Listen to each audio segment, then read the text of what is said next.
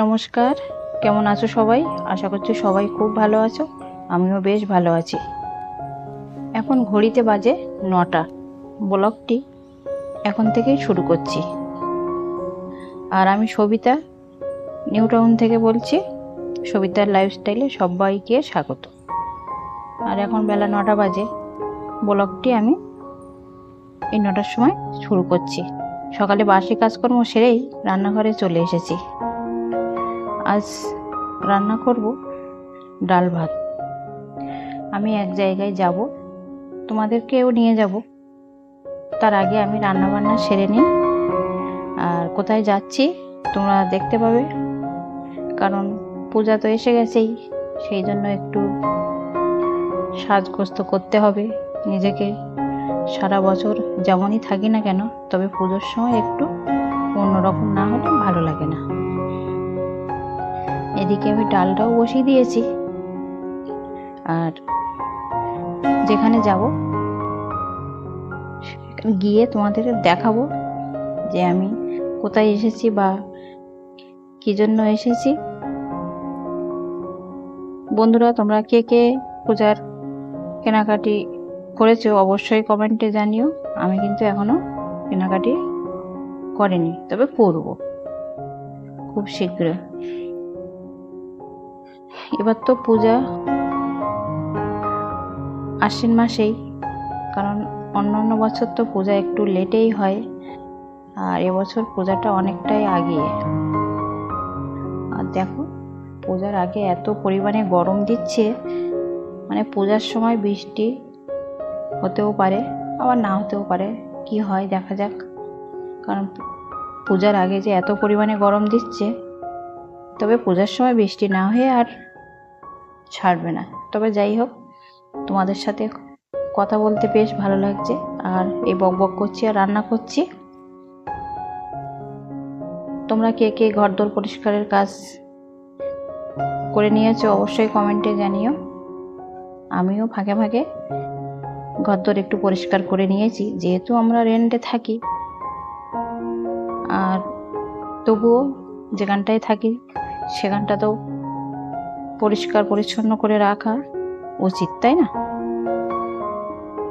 যাই হোক, এদিকে আমার ডালটাও সেদ্ধ করে আমি জল দিয়ে দিয়েছি। আর এদিকে পেঁয়াজ, কাঁচা লঙ্কা তেলে ফোড়ন দিয়ে একটু ভালো করে কষিয়ে নিচ্ছি। আর এদিকে দেখো, পটলগুলো আমি লাল লাল করে ভেজেও নিয়েছি। আজ একদম সিম্পল হালকা পাতলা রান্না করছি। ডিমের অমলেট, পটল ভাজা আর পাতলা করে একটু মুসুর ডাল রান্না করছি। এই যে এদিকে পেঁয়াজ, কাঁচা লঙ্কা আর তেলে ফোড়ন দিয়েছিলাম, ওটা হয়ে গেছে। এবার ডালটা ঢেলে দেব। এত গরমে আর মাছ মাংস আর ভালো লাগছে না, ভাবলাম একটু হালকা পাতলাই রান্না করি। এই যে, আর কি বলতো, একটু উপরে এগুলো ধনে পাতা কুচি কুচি করে দিয়েছি। ধনে পাতাটা আমাদের বাড়িতে সবাই খায়, আমারও বেশ ভালোই লাগে। ওই জন্য আমি একটু ধনে পাতা কুচি করে তেলে দিয়েছিলাম, সেটাই উপরে ভাসছে। আর এদিকে পটলগুলোও লাল লাল করে ভাজা হয়ে গেছে। যাই হোক, এই যে সব হয়ে গেছে। আমি এদিকে পটল ভাজাটা একটা গামলিতে তুলে নিয়েছি। আর এদিকে ডিম ভাজাটাও করে নিয়েছি। ডিমের অমলেট করে নিয়েছি পেঁয়াজ কাঁচা লঙ্কা দিয়ে।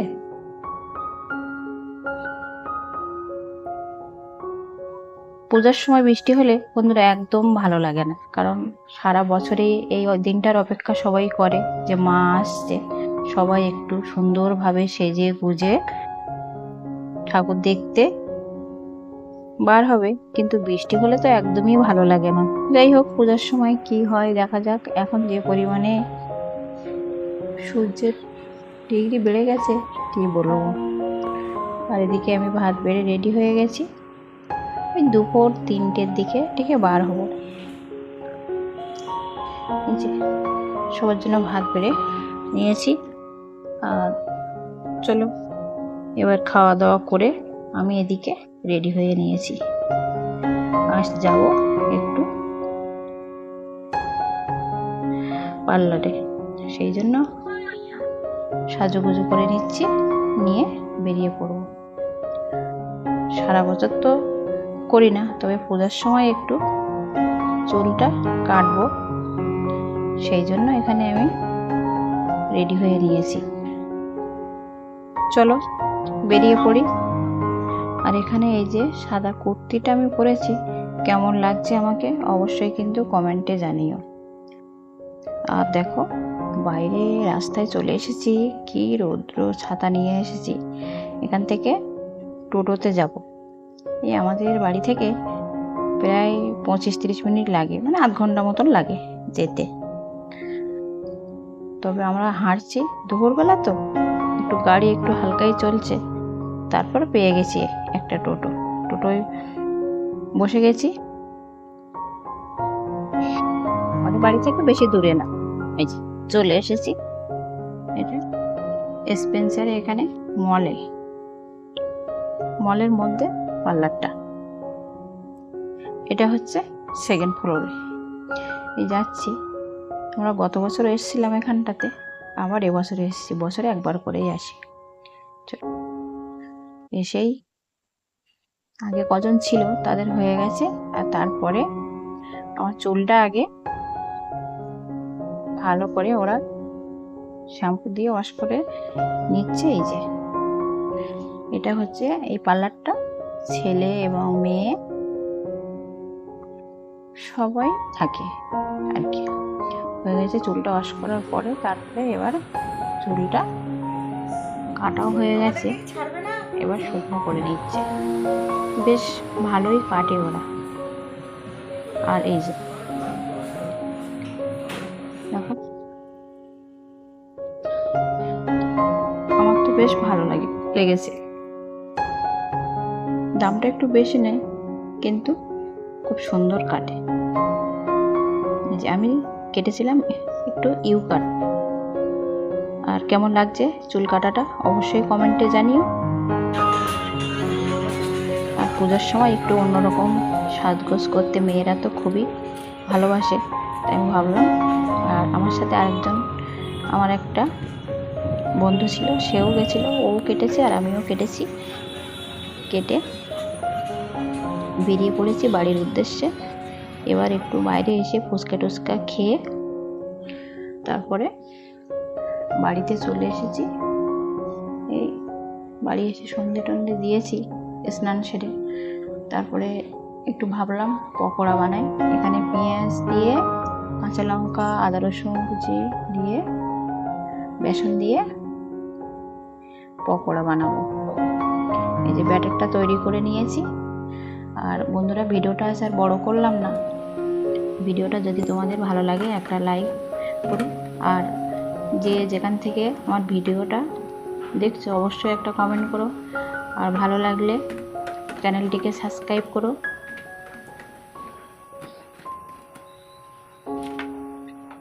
পকোড়াগুলো এখানে ভাজা হয়ে গেছে, কত সুন্দর হয়েছে দেখো, মুচমুচে। আমি একটু চালের গুঁড়িও দিয়েছিলাম, আর বেশ ভালোই লাগে এই পেঁয়াজের এই পকোড়াগুলো খেতে। যাই হোক বন্ধুরা, সবাই ভালো থেকো, সুস্থ থেকো। আবার দেখা হচ্ছে অন্য কোনো ভিডিওতে। ততক্ষণে সবাই খুব ভালো থাকবে, সুস্থ থাকবে, সাবধানে থাকবে। আর এখানে আমি নিয়ে বসে পড়েছি, একটু খেয়ে নিই। যাই হোক, সবাই বসে সন্ধেবেলা খেয়ে নিচ্ছি। আর সবাই ভালো থেকো, সুস্থ থেকো। আর